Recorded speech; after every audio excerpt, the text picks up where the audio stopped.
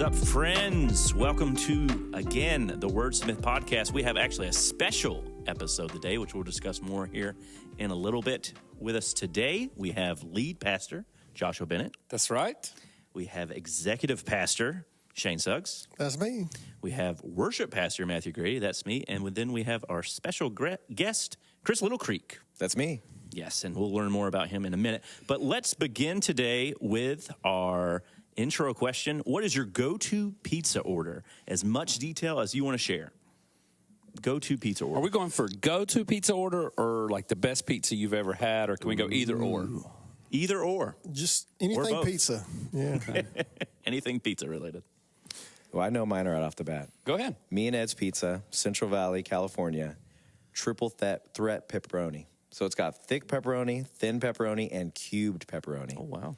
Oh, yeah. I've never had cubed pepperoni on. It's good. Cubed ham I've had on one, but no, never cubed pepperoni. Yeah, it's sounds awesome. good. I don't discriminate with pizza. I like all kinds of pizza. I've never had a pizza I don't like. It's not my go-to. I wouldn't like order it, but like I've eaten like the vegetarian pizza, just got all the vegetables on it. I'm okay with that. Like I take that back. I don't necessarily care for the ones that have Alfredo sauce on them instead of the red pizza marinara sauce. Yeah, it's not pizza. I don't really like the Alfredo, but anything other than that, I'm pretty open to it. I do like thick crust more than thin crust, but I'll eat either one. So what's your favorite? Your go-to? You only eat one pizza again for the rest of your life. The Meat Lovers Pizza Hut. Pizza Hut Meat Lovers. Okay. Yeah. The pan crust. Yeah. Okay, so that's my go-to. Like, that's probably the pizza I eat the most of in my life. Sure. But if I only got one pizza again for the rest of my life, it would be my dad's recipe of homemade pizza. Oh, yeah. Yeah, That's my dad, good. that was one of his favorite things to do. His favorite was to fry fish. His second favorite was to make homemade pizza. Yeah. And there's a lot of memories in every We've one of always those wanted to bites. buy a pizza oven and for our house, but like a good one is they're pretty expensive because I looked into it before. Like I was going to put one under our carport and like, hey, this would be cool to like have people over, make some homemade pizzas in a pizza oven. Nah, it's way too expensive. Well, and homemade use it pizzas in once. and of themselves are pretty expensive. Like my family did a lot of toppings kind of deal. Yeah. And so when you start buying all those toppings, like it's a lot cheaper to go out and adds buy up. pizza than it is to make pizza. Yeah. For us, it would be the experience. Like we like those sort of like cooking experiences Yeah, like absolutely. that. But I mean, the cheapest good pizza oven I could find was like $1,500, and I was like, Oh, wow. I can't. You know, they have some that you can connect to your smokers and stuff. Do they? Yeah. Like Smoked Pit pizza? Boss and stuff. Be Yeah. kind of fun. Yeah. Or green Yeah. egg. We're a big pizza family, even still to this day. So we actually do have a pizza oven. Okay. Now, it's not like one you would put in your yard or anything like that. Right. It's still a pretty small one, but it was not a $1,500 pizza. It was not $1,500. I mean, that was a It tabletop. a little The bit money. like the standalone by itself. Yeah. I mean, that was $3,000-$4,000. You can find them. You can find them cheaper than that. But The they one were. we had It was a cheaper than tabletop, that, like yeah. real stone Gotcha. pizza oven. Yeah. Yeah. And we've used it once. That's how those purchases usually go. Right. I still live in hope that at some point we'll bust it out again. But did you like it the time you used it? I did, yes. Okay. Now, again, it was the first time I'd ever used it, and it was the first time I'd ever made pizza that way. So, yeah, like the first two of them, because they had to be kind of fairly small. The first two of them, like personal size ones, they, one of them was cooked a little bit too much. The other wasn't cooked quite enough. So that's definitely an area in which I need more experience. But the other ones that I made that day were pretty good at that point. Sounds like Matt was running a whole restaurant here. Man, for one day. We got it with it was a gift for Alyssa that was really for the family, which she make her argument is all of her gifts are ultimately for the family. But that's a whole nother conversation we don't need to get to on the podcast. So it was a gift for her, and we were thinking like we could do like a small group night or whatever, where we just get like a bunch of dough. Yeah. Because you can call a local pizza place and get a ball of dough for. Actually, Chicago's used to do $2, and then we did it so many times that they stopped doing that. They bumped it up, I think, to $3. I did not which know is still you pretty could good. go to a pizza place and get your own dough. I mean, Yes, buy most just of dough. them. Most of them, if you just call and ask, Is it they'll just get like balled up and refrigerated? Yeah. I would think your pie you could because they've got them tons to of them think so. just in those. See, I never knew balls. that. I mean, we've been to the grocery store and bought ready-made pizza dough, but I didn't know you could go. I to don't a think pizza enough people place. do it to where like they would lose money on it. I'm sure if enough people, they would eventually lose money. Anyway, so we got a pizza oven. We're one of those families. Hopefully, again, at some point in the future, we'll use it. My go-to pizza is weird. My go-to pizza is a Red Baron brick oven pepperoni pizza that you get from the store or whatever. Yeah. Wait, those are frozen, right? Yes. Yeah. Yes, that's my go-to. So just at the time of this recording, this past weekend, Alyssa had a women's event that she put together, which went very well. So for lunch that day, I had a Red Baron brick oven pepperoni pizza. And it's like a whole special thing, believe it or not. Because when I eat one, it's like a memorial or something. I don't even know what to call it. But it's like, it's a reminder of what my life used to be, right? So I got married much later in life. It's nostalgia, man. As It's our nostalgia. listeners know, I got married much later in life or whatever. So when I was single, man, I went through a lot of Red Baron pizzas on a regular basis. And then I also loved them when I was a teenager, too. So now when I have one, it's sort of like a reminder of where I came from, basically, or whatever. Like I used to eat one all sad and alone. I've never heard anybody describe pizzas. It reminds me of where I came Yeah, from. maybe if they were from Italy. It reminds the me homeland. of being sad and alone in a one-bedroom apartment or whatever. That doesn't And sound now like I what you have- want to remember. Now I have a beautiful family. There you go. A beautiful wife, beautiful daughter, beautiful son, beautiful home. And it's a special thing. And for your me. own So pizza that's- oven. Yes. And a pizza oven that we've only used once. And my only problem with this is that you chose Red Baron pizza. Of Red all Baron the frozen pizza. I don't know if it still is, but at the time in which I first started eating them, it was the official pizza of the University of Georgia Bulldogs. Well, that gives a little favor on my side. But if my close number 2 behind the meat lovers would be a Totino's pizza. Yes. Man, yes, I get love that those completely. things. I get Yeah, that. you could you catch them on sale at Food Line for like $1 a piece. Yeah, $1.25 The is little pretty small normal. ones, they're thin crust. Have you ever had one, Chris? No, I was always a DiGiorno guy. Oh, man, these little Totinos, they're Yeah. little rectangle pizzas. They're like a one person. Oh, dude. They're You put like it in a an one air person fryer, pizza. too. and Yeah. it's- The oh, worst man, one it's I like golden. that my wife makes fun of me for, they used to be 99 cents, and they were called Mr. P's Pizza. And they were these tiny little pizzas. Really? And my wife says they're disgusting. And they Well, my they wife might thinks be, the I same don't thing know. about Totino's, but- those are my I wonder favorite. if Tostino's is like a regional thing.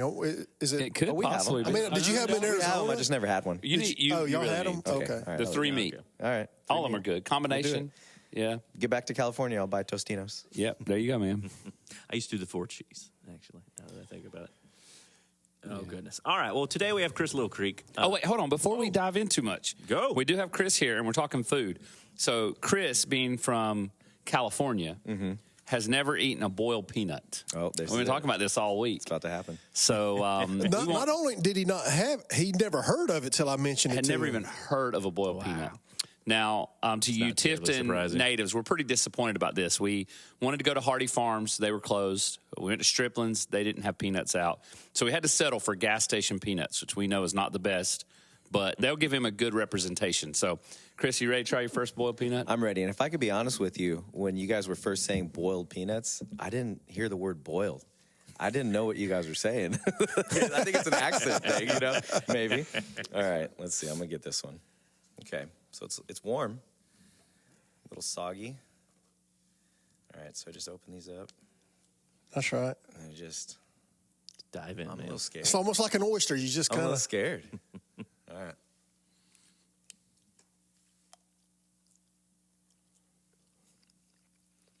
This is great audio. I'm going to get real close.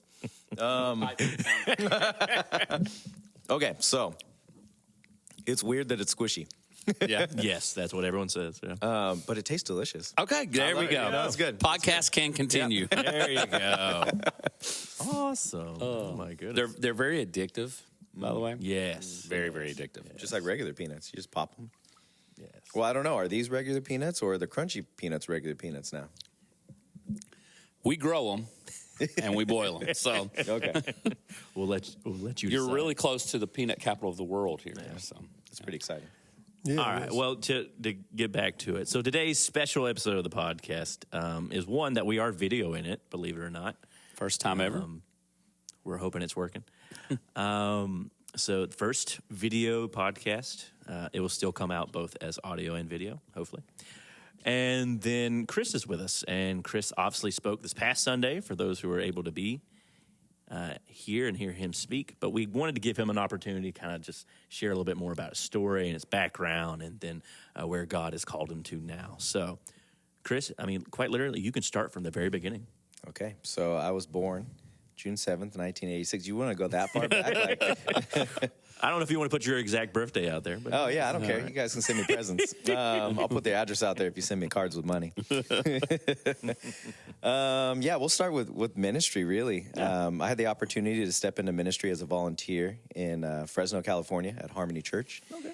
And it was great. I was volunteering with junior high, and my wife and I were both working in that and doing that, and we noticed the junior high kids were leaving to go to high school. It's natural. I don't know why we noticed it, but and we really missed those kids. So we went from volunteering there to volunteering with the high school because we wanted to develop and continue developing those relationships we had with those kids, and that turned into pretty much being with the high school kids full time.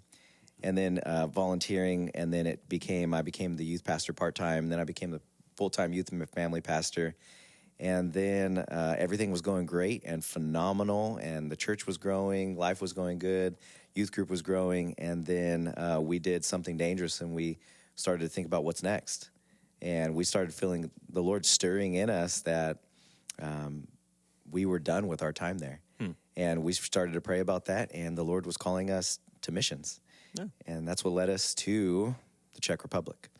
So how long was that? How long was that process there? Kind of like, I'm sure it wasn't like one day to the next. I'm sure it was a season. Yeah, no, it was definitely a season. I would say from the time that we first really started to feel the stirring to move on to the next thing that God was calling us to, the point where we said yes, was probably a good 6 to 8 months of just praying and talking with people and seeking out godly counsel along the way. Yeah. That's cool. Yeah, so it was really good. So we had some good conversations with people. People started speaking into our lives, and we decided we're going to go in the mission field. And we always said the mission field wasn't something we were going to do while our kids were young. We were going to do it on our time, right? We wanted to make sure our kids were all gone and out of the house and, starting their lives. And because when we said yes to going, our kids were, 12, 13 years old. Yeah. Yeah, and our oldest, actually, she was in her 20s. So, and that's a whole nother story, but the oldest is adopted, so she decided to stay. But as we were having those conversations, we were talking about that, we asked our kids, hey, this is where God's calling us to, the Czech Republic, and it's an atheist country, and it's a first world country. It's a beautiful country. It's actually most people's, bucket list to visit Prague. And Prague is nowhere near as cool as České Budějovice, where I lived, by the way. A lot easier to say. Yeah, for sure.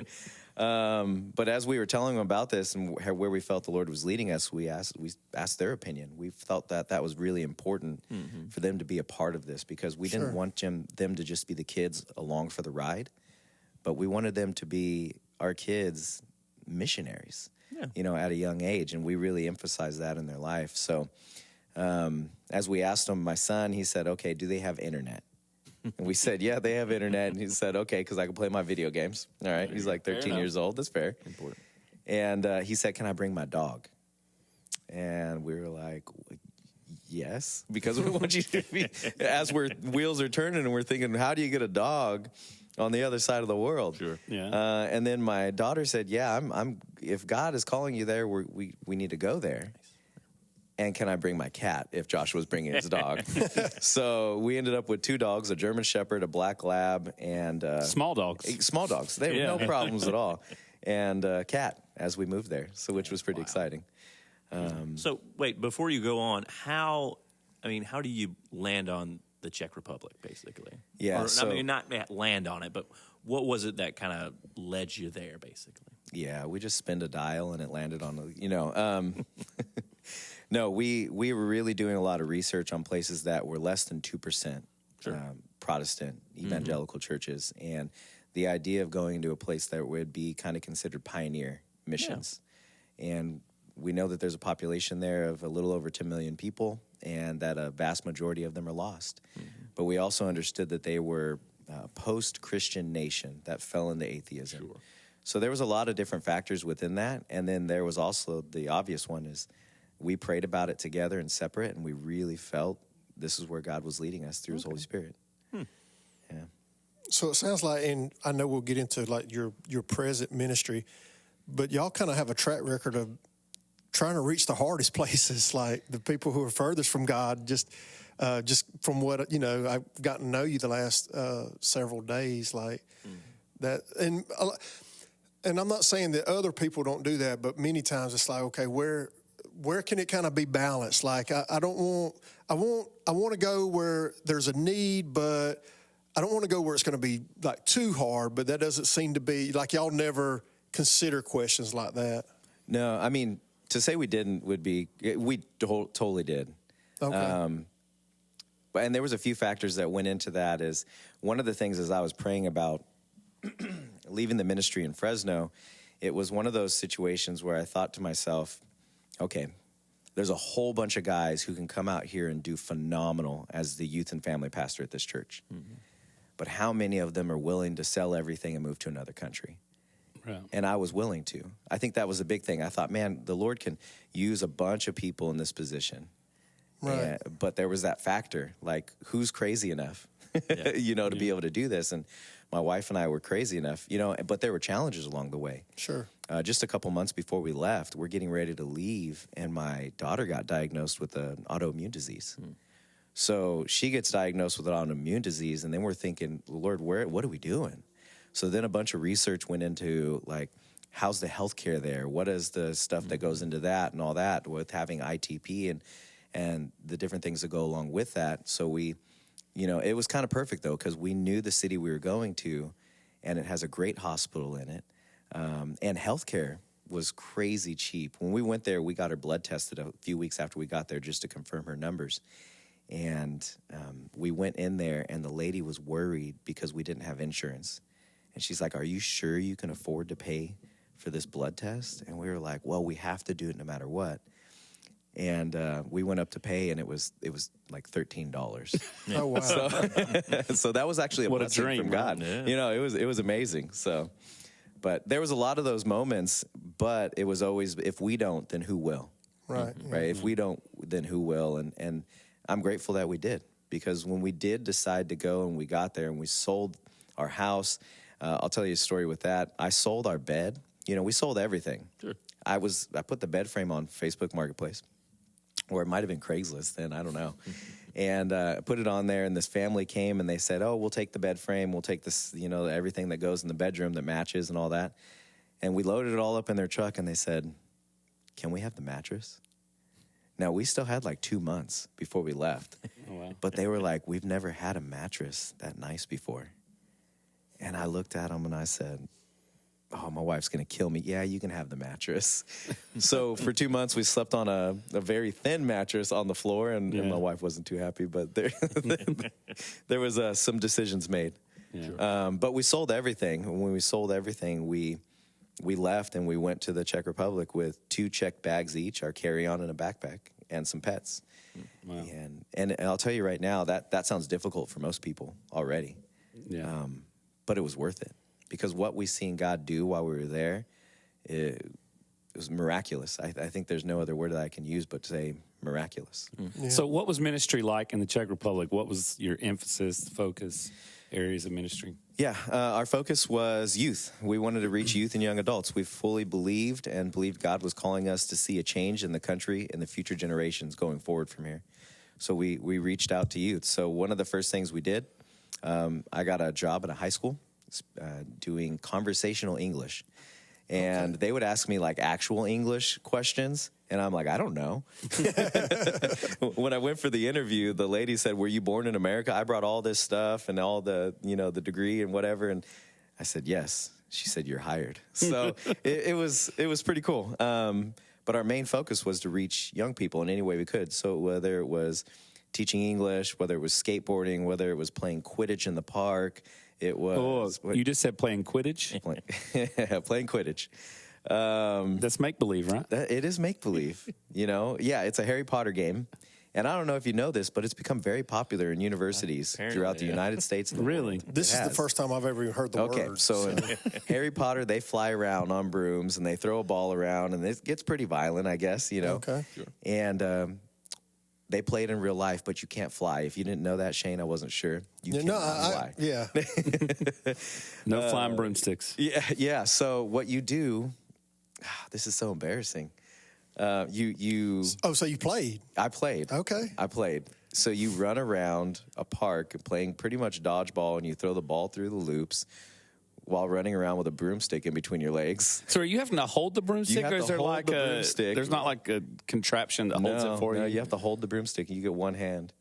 Wow. Yeah. So what's the worst part is I wasn't even the one invited to play. My daughter was. Yeah. We got there, and she said, I'm not going to play that.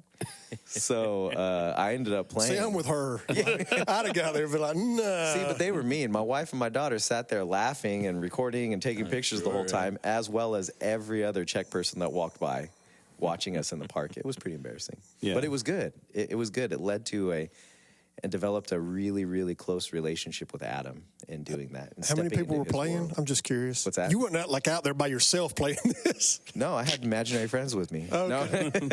No, there was probably I could just about, imagine them videoing just you out in the park by yourself. Just that would have playing been more this. embarrassing. It was actually it was a team called the Budweis Bigfoots, and there was like 13, 14 people out there. Oh wow. Playing. Okay. Okay. So you mentioned Adam. Like I feel like everybody needs to hear Adam's story. So tell us Adam's Adam's story. story is phenomenal. So we met Adam early on, and I really believe that he's like the main reason we went to the Czech Republic. And it's crazy to think that one person was the reason all the money and time went in, but what he's done has been incredible. He's the reason I played Quidditch.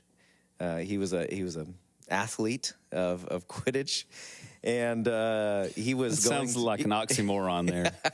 You know, it was actually pretty hard. They made me do up downs and all kinds of stuff. Really? Yeah, during practice. So I met Adam at youth group. He had just started going to this youth group that was started because we were going there, and we linked up with this church. And as we started going, excuse me, as we started going to this youth group, got to know him, wanted to know him outside of that church setting, right? I wanted to kind of let him know that our relationship wasn't based on his attendance. So I started playing Quidditch with him, and we started hanging out, and then we went to youth camp together. It was an English camp, and it was Christian based. It was based off of the My Lighthouse song. You guys remember that? Who made that song?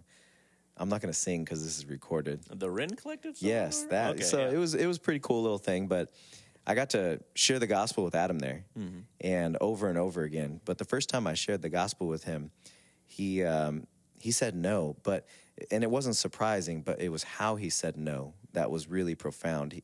We had shared the gospel, and he said, "Let's say I believe God is who you say He is, and that this is His word, and then Jesus is who you say He is."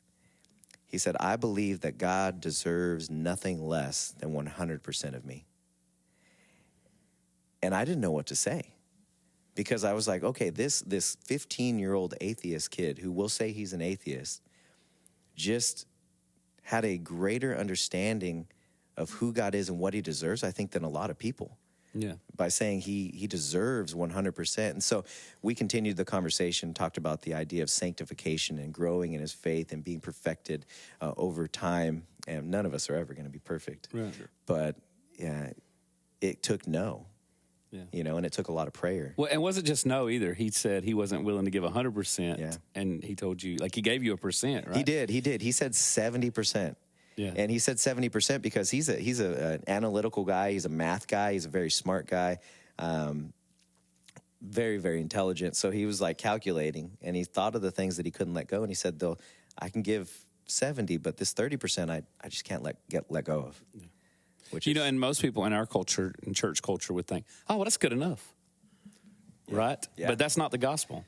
It's not. We have to die to ourselves, right? Right. And that's what he was realizing without ever even hearing that scripture. Right. Just with an understanding of how magnificent God is. Right. He had this realization of what he deserved, which is phenomenal. So we went to our prayer group. We had him praying for Adam over these next couple days. And as I continued to study the Bible with him in our group and share the gospel with him, we got to the last day, and I said, hey, Adam, here's the question again. Are you ready to give your life to the Lord? Are you ready to take hold of this salvation that's being offered to you? And he looked at me and he said, yes. Wow. And man, it was one of those things, like I even almost tear up a little bit just thinking about it because it means so much, because this kid is now like a son to me. He's the same age as my kids, and I'm just super proud of this guy and what he's done. But the cool thing is it wasn't, when he said yes, it was a real yes. Yeah. He went and he said, I'm going to give 100%. So within a week, he was sharing his faith in a park with a random person at a bench, because he knew that's what Christians were supposed to do. He didn't fully understand what it meant to evangelize. He didn't fully understand what it meant to make disciples, but he knew that that was his goal, was to disciple people, to share the gospel. And after that, he was debating anybody who would talk to him. He debated some Mormon guys that he met, on the side of the road. And then he was like, he brought me the book. He said, hey, I want to share with this guy who Jesus is. Mm-hmm. And we went through the book and we studied it, and he went and he had hours-long debate in this guy's house, and it's just pretty incredible. Yeah. And then from there, he ended up starting a Bible study in his house, in his room. He had like 10 students. As they were making fun of him for being a Christian, his response was, well, let me show you why I became a Christian. Mm-hmm. Let me show you the gospel. Let me help you understand why. Because in the Czech Republic, if you become a Christian, you're unintelligent. You believe in fairy tales. You can't rely on your own strength, right? Jesus is a crutch. And I always tell people when they say that, absolutely, he's a crutch. Like, I need him to hold me up. Yeah. But getting him to understand that is something else. So when people would make fun of him, he would, instead of fighting with them, instead of getting angry, he would invite them to his home so that he could share the word with them. And as I was discipling him through this point in time, I realized we don't have to wait to start this youth center that we were called to start. Adam's already starting it in his room. Mm-hmm. Right. Yeah. And then we started it, and that was right at the beginning of COVID. Yeah. So here you are in Czech Republic, having a successful ministry, like, especially as you think about, like, you felt like God called you there to reach Adam. And so talk about that transition of, okay, now God's calling us back to the States for church planting, and what that meant for Adam and for the ministry there in Czech Republic. Yeah, it meant a lot. So in the meantime, from him becoming a believer, we started this youth center called The Hub. And we were working in it, and it was 4 days a week from, 1 o'clock till 7 o'clock every single day, plus, Bible studies and different activities throughout the week. And Adam was the primary person there with us through the whole time. And so while I was discipling him outside of that, he got to see how we worked in ministry through that as well, right, which was phenomenal. And he went from this shy kid who would turn cherry red every time he spoke in front of somebody, to somebody who was a year ago in San Diego at City Lights Church in Chula Vista preaching in his second language, and people said they didn't even realize English was his second language. Wow. So it's incredible to see God do things in people that are willing to give God everything. Right. And so we seen that in Adam. And as he became the chairman of the board of our nonprofit when we started it, and which is pretty phenomenal. And we needed him because we don't read Czech or write checks. So we needed that person to do that. But as we felt the Lord was calling us back to California, we also, at the same time, we were seeing Adam just develop into this leader who needed to lead. Right. And what we were doing is we were in the way of his growth, because we were default, right? I was default, the guy who started it, the leader of the hub. And Adam, in order to continue growing to his full potential, needed to be the leader. So we've seen Adam grow into this amazing leader who was sharing the gospel, who was leading people well, who was unashamed of the gospel. And at the same time, we also felt God leading us to California. So it was this beautiful thing that only God can do, and only his timing. And I can't think of it going any better than the way it did. Yeah. Awesome. But so along the way, there was challenges, right? So we seen COVID, so we had to mask up. We had to close down for a while. But God continually provided beyond what we could even imagine through the whole thing. So we ask, why the check? So why San Diego? So how do we go from transitioning from there back to California? What does that look like? Yeah, because like Shane said, we like hard places. As we were praying about where God wanted us, we knew it would be California because the Lord was breaking our hearts for our home state. Right. The things that we were seeing happen within California, what was leaving California. See, what happens there doesn't stay there.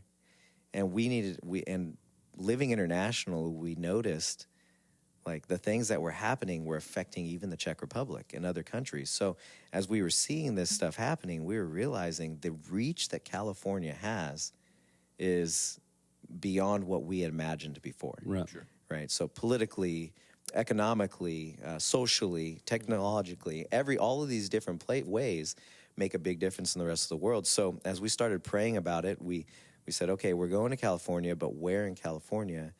And that's when we landed San Diego, second largest city in California. And in the city of 1.3 million people, there's over 100 languages spoken. Wow. And there's 115 countries and territories represented within the city of San Diego. Wow. So what we seen was a way to reach the nations through the city that we speak the primary language in. Sure. Right. Because we still have the missionary heart. We wanted to spread the gospel to every tribe, tongue, and nation. We wanted to do that still. And as we were doing this, the Lord was showing us, you can do that from San Diego. The ethnic and the cultural diversity allows us to be able to do that. So, and then on top of that, we have 115,000 active duty military members in the city of San Diego at one time. So if you look at the amount of people that are there that are going to travel to all the uttermost areas of the earth, right? The 115 countries represented, plus the military, you figure that's a good way to get the gospel to the ends of the earth. Sure.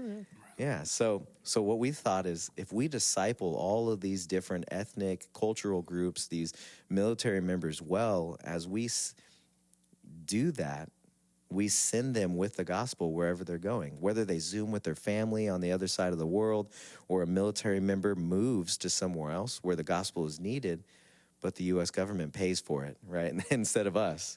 So that's why San Diego, and it's beautiful to see how diverse it is there in a way that just shows that the gospel is for everybody. And it's not just ethnicities, right. It's cultures. And I think culture transcends ethnicity a lot of the times. Mm-hmm. So we do things when we're there is we do all kinds of stuff. We reach into different people groups as best we can. So we play cornhole. That's how we started playing cornhole. Now, we played 20 games and we lost 18. So we weren't good at playing cornhole. It's like our softball team. Yeah. But that put us in front of people that were culturally diverse, different people playing cornhole. And then from there, we started doing a social skate club. So we started skateboarding with people that were from different cultural backgrounds, different things like that. Right. And then we started volunteering at places like the Blind Community Center and homeless and drug rehabilitation outreach.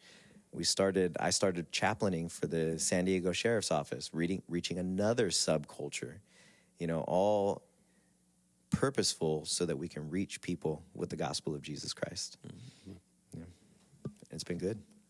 So talk to us a little bit about the Altar San Diego, where you guys are at in the process of church planning and what that looks like, what the immediate future looks like for the altar.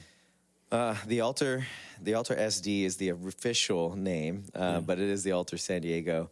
And, right now we're in our Bible studies. We've reached out to people. We used the last 21 months of being in the city to develop contacts and be a part of our community in a way that people know us and not necessarily the church. Right? That was our first part. We wanted to be a part of our community. And then we introduced them to the idea of a church and a Bible study. So after many, many months, we put together our first official thing was 6 weeks ago. We had tacos in the park. Yeah. And it was phenomenal. We had 45, 46 people show up to eat tacos. Yeah. And I planned ahead, so I bought 100 people's worth of tacos. So we ate tacos again for the next couple days. But it was great. People were interested. We got to do a quick share about what the altar's about. And then now this week will be the 6th Bible study, and we're going through the book of John. And 6 weeks in, we're on the second or part of chapter 2. So we're slowly going through it because we want to develop a foundation and an understanding of who Jesus is. And we really, really, a lot of people don't know. We really, really want that to be a foundation in their life of who he is. Right. That way they can better understand who it is that's calling them and what he's calling them to. So we're in Bible studies right now, and then we're a few months away. What is it, like 6 months to March, I think? Yeah. We're 6 months away from launching a Sunday service on March 15th, if everything goes well with the building that we just purchased. Yeah. So tell us a little bit about the building. Yeah. So this was an incredible thing. When we first moved there, I went to a San Diego church planting movement meeting. And this pastor, as I was at this meeting, it was downtown, so not too far from where we're at. He had talked about this building that they were in and how they had rented part of it, and that the owner liked them so much that he gave them the rest of the building, another building, and a parking lot. Oh, wow. And I just immediately, I'm going home a little jealous, quite honestly. Sure, yeah. I'm thinking, where's my building, right? And so I'm driving up the hill from downtown into Golden Hill. And as I'm praying this, I'm driving and I look over and there's a church building that I've never seen before. So I flip around really quickly. My wife, she's confused. Where are you going? And I pull in front of this church that has been unused for public ministry for probably 35, 40 years. Oh, wow. And I start praying about this building. But as I'm praying about that building, I'm walking through and driving. I think I was walking through and I find another building. And it was on the other side of our neighborhood. So what I started to do was pray about these two unused church buildings, one that hasn't been used for 35, 40 years, another one that has a church that hasn't functioned really in the last 2 decades. Mm-hmm. And I started taking people to these places and praying over them, whether it was church team members or people that were visiting or, anybody who would, or I would drive up to them and just pray over them. Lord, I don't know when, but I know that you're going to put us in one of these places because these are unused church buildings. And what we have to realize, like a church building like that, one that looks like a church, it has a cross on the top. It was built in 1932, that when it's closed, when the paint's falling off, when the doors are unopened, the lights don't come on, and it's just dilapidated. Mm-hmm. It really gives an idea to people about God, right? People in the neighborhood are looking at this church, and they're saying, so if God's so powerful, then why didn't he keep this church open? Mm-hmm. If God is so able, then why is that church falling apart? If God is so good, then why don't we have a church in our neighborhood? Right. These are the things that people think. True. So we started praying, God, I pray that this church would be a light in a dark place where you need to be represented by a church that is doing your will and preaching the gospel of Jesus Christ. So we kept praying over these things, and I won't tell you the whole story, but I got convicted because I was upset with the other guy who owned this other church building because he was emailing me, but he was kind of being rude, and I was like, oh, man, I'm gonna get this guy. So I was looking up all of his information, and I'm like, is he even a real church and all this kind of stuff? And then at the bottom, an advertisement pops up for the other church, the one on Fern Street that we just purchased. I called the phone number, and I was in the church within 20 minutes. And then, let's see, that was 5 months ago. And we got the ticket or the keys, not this last Friday, but the Friday before. So the people that you're reaching right now with your Bible study and all, what's the story with them? Because you talked about it being like a really diverse area, people from different backgrounds, nationalities, ethnicities. Like in the Southeast, though it does happen, you would be hard pressed to find people that never heard about Jesus or never been to church. And so what generally happens is you reach people who haven't been to church in 30 years or things like that. So what is it for y'all? Is it people who've just never heard the name of Jesus or is it maybe it's a mixture? I don't know. But like what's the background like the people that you are reaching? Yeah, it's a mixture of a few of those different things. So in our Bible study, we have people who have been, you could even say they were born in the church. Yeah. We have people who left the church after youth group. Sure. We have people who have never heard the gospel. And then there are some that we get to share with who have never heard the name Jesus other than as a curse. Wow. So it's extremely diverse. And I'll tell you the one thing that there's two things that they're all seeking, actually. One is community. Mm-hmm. Like, people are longing to be in community with one another. So a lot of people we know, they're looking for community. Right. And that's something we can provide, and that's something we're striving to provide. The other thing is they're looking for truth. And I can tell you, I know that they're seeking it because of the way they ask the questions they ask and how often they ask those questions. Mm-hmm. Right, they're not superficial questions. No, man. Yeah. Some that I'm like, I don't know the answer to that. Right. Yeah. I need to get back to you. Which is fun. Yeah. So we're building a very diverse church that represents all kinds of different people from different walks of life and different points in their walk. And it's going to be one that's going to reach people with the gospel in San Diego and change the world, really. Yeah. That's awesome. So talk to our listeners for just a minute about ways that they can partner with you on a personal level. Yeah. Number one, pray for us. Right. It is a difficult mission field. There's a lot of challenges along the way. We're entering into a season where we are restoring a church building that was built in 1932. So that's another challenge altogether. Right. But church planting is hard all on its own. So just pray for us. Pray for our family. Pray for that we would be resilient, that for protection from the things that we need to be protected from along the way. That would be huge. Pray for our kids, and pray for those that we get to reach with the gospel of Jesus Christ. Another way you could... another thing is we're still raising funds to be able to be there. So now we're about 97% of the way, which is a huge thing for us. And we need people that are still willing to come behind us and partner with us financially to help us sustain the ministry there until someday the church becomes self-sustaining. But for right now, we rely on the saints to support the ministry and the work that the Lord has called us to. Yeah. And the other one, come and visit us. Right. Man, we want you to come and experience 72 degrees year-round and the palm trees, you know? Right.